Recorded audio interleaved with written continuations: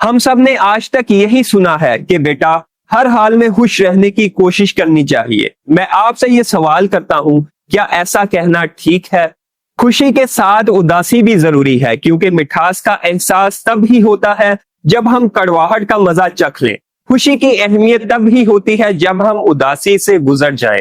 कभी आपने बारिश के बाद आसमान को देखा है? जो साफ नीला आसमान जो धूप की किरणों से जगमगा रहा होता है, क्या वो इस बारिश के बगैर इतना हसीन लगता? आप सोचेंगे कि नहीं, क्योंकि दुख भी हमारी जिंदगी का एक ऐसा ही हसीन तोहफा है जिसकी कदर हम शायद नहीं जानते। अस्सलाम वालेकुम दोस्तों, एम एडवोकेट हमजा जुल्फकार।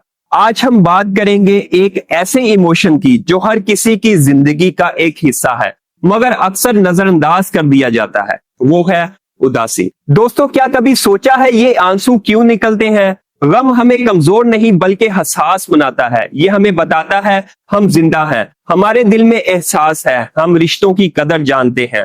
गम को हमने हमेशा एक मनफी एहसास समझा है, लेकिन क्या ये सच है?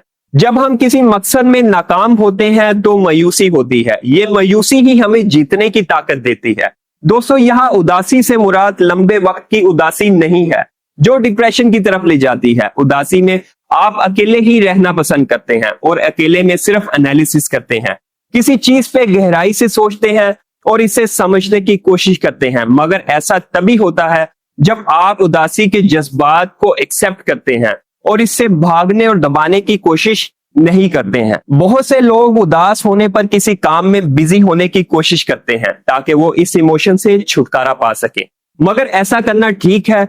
तो जवाब है नहीं। ये इमोशन आपको खुद को तलाश करने और क्रिएटिव बनाने में हेल्प करता है और किसी प्रॉब्लम से बाहर निकलने में भी आपकी हेल्प कर सकता है। अगर आप कभी किसी से रिश्ता टूटने पे गम ज्यादा होते हैं तो अपनी उदासी को एक्सेप्ट करते हुए अकेले में बैठकर एनालिसिस करने की कोशिश करें कि आखिर रिश्ता टूटने की वजह क्या है। जब आप अपनी मनचाही चीज या टारगेट को अचीव नहीं कर पाते, किसी खेल या इम्तिहान में फेल हो जाते हैं, या फैमिली या दोस्तों के साथ रिश्ता बिगड़ जाता है, तो आप उदास हो जाते हैं। इस गम और उदासी में ही आप अपनी नाकामी के बारे में गहराई से सोचते हैं, जिससे कई बार आपको इसकी वजह पता चल जाती है और आप आगे से वही गलती दोहराने से बच जाते हैं।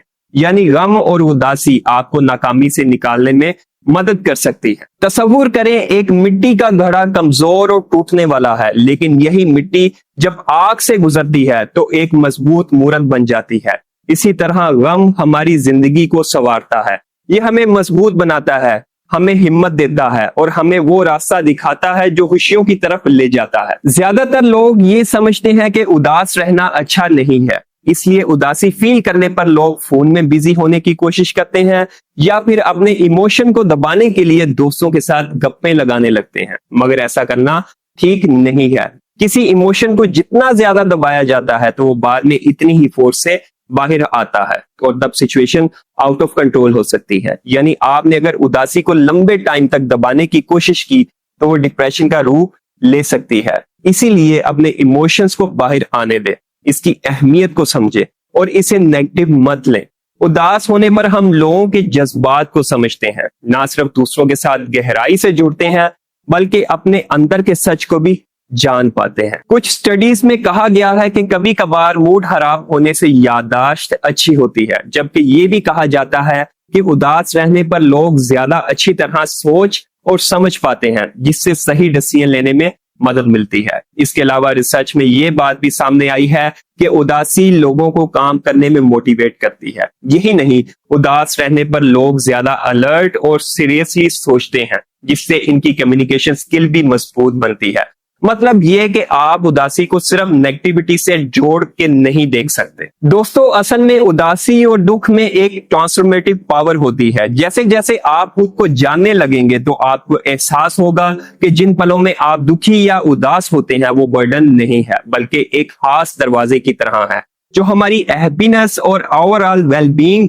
को प्रोटेक्ट करता है। जब हम गौर करते हैं तब हमें एहसास होता है कि ये इमोशंस हमारे दुश्मन नहीं है, बल्कि हमारे अंदर छुपे हुए अच्छे इंसान तक पहुंचने का एक रास्ता है। उदासी का हर पल जब हम दुखी महसूस करते हैं तो असल में हमें अपने अंदर के असली शख्स से कनेक्ट होने में मदद मिलती है। तभी तो कोई उदासी में कोई अच्छा राइटर बन जाता है, तो कोई पेंटिंग बनाने लगता है। जब आप खुद को समझ पाते हैं तो ज्यादा क्रिएटिव बन जाते हैं।